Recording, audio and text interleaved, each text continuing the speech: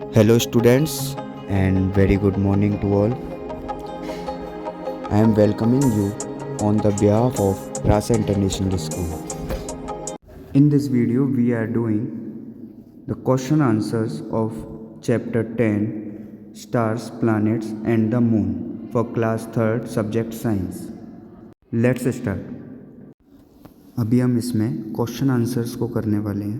तो उसके लिए सबसे पहला क्वेश्चन है, डिफाइन अ नेचुरल सैटेलाइट, यानी कि नेचुरल प्राकृतिक उपग्रह को हमें डिफाइन करना है और उसका एक एग्जाम्पल भी देना है। Give one example of a natural satellite. इसका आंसर है, a satellite is an object that revolves around a planet, यानी कि जो उपग्रह होता है वो एक ऐसी वस्तु है, ऐसा ऑब्जेक्ट है जो किसी ग्रह के चारों तरफ घूमता है।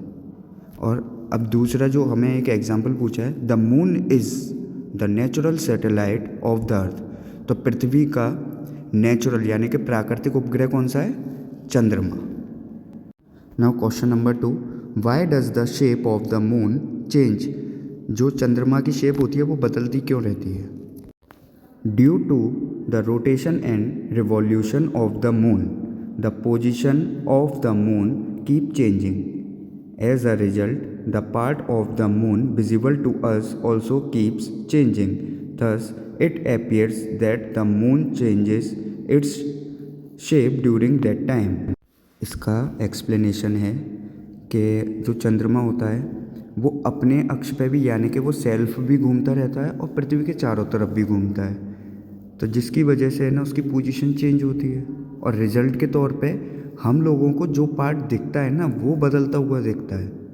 चंद्रमा में कोई बदलाव नहीं होता, हमें उस टाइम पर जो पार्ट दिखता है जिस पर रोशनी पड़ रही है सूरज की वही दिखता है, जिसकी वजह से हमें लगता है कि चंद्रमा डेली बदल रहा है। Question number 3, what are constellations, give 2 example, यानी कि तारामंडल क्या है, 2 एग्जाम्पल बताने हैं। Answer, some stars appear to form different patterns of designs in the sky. These group of stars are called constellations. होता क्या है कि कभी कभी हमें बिल्कुल क्लियर नाइट में तारे दिखते हैं और कभी हम उन्हें इमेजिन करते हैं मिला के तो वो कोई पैटर्न को शो करते हैं, और जो ये पैटर्न्स होते हैं ना इन्हीं को कॉन्स्टलेशंस बोलते हैं। इनके एग्जाम्पल हैं उर्सा मेजर और ओरियन। उर्सा मेजर एक तरीके से द ग्रेट बियर की शेप बनाता है, और जो ओरियन होता है वो एक बो एंड एरो के साथ में एक हंटर की शेप बनाता है। Question number 4, why does the sun appear bigger than any other star. अब सन हमें बड़ा क्यों लगता है और स्टार्स के अपेक्षा? तो आंसर है, the sun is also a star, sun भी एक स्टार है। It is the closest star to the earth. अब रीज़न क्या है कि उसका बड़ा दिखने का, कि वो अर्थ के बहुत ज़्यादा क्लोज है, that is why it appear so big, जिसकी वजह से वो हमें बहुत बड़ा लगता है।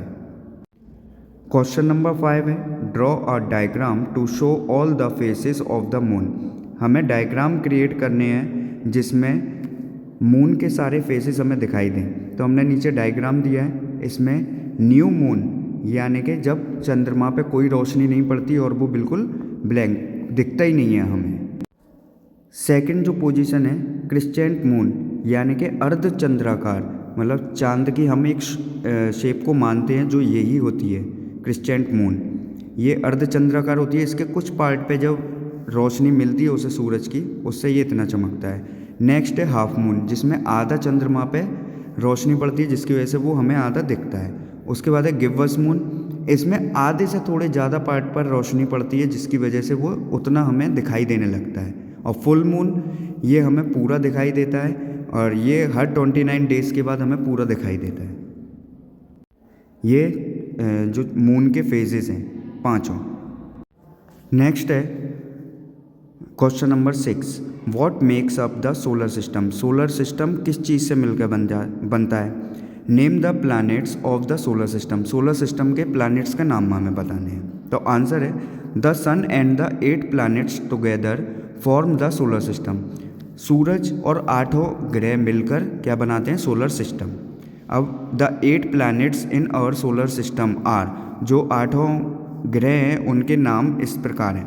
पहला mercury, Venus, earth, Mars, Jupiter, Saturn, Uranus and Neptune. इस क्वेश्चन में बस इतना पूछा है और हमें उतना आंसर बताना है। I hope you all are understood and thank you for watching the video. Thank you so much.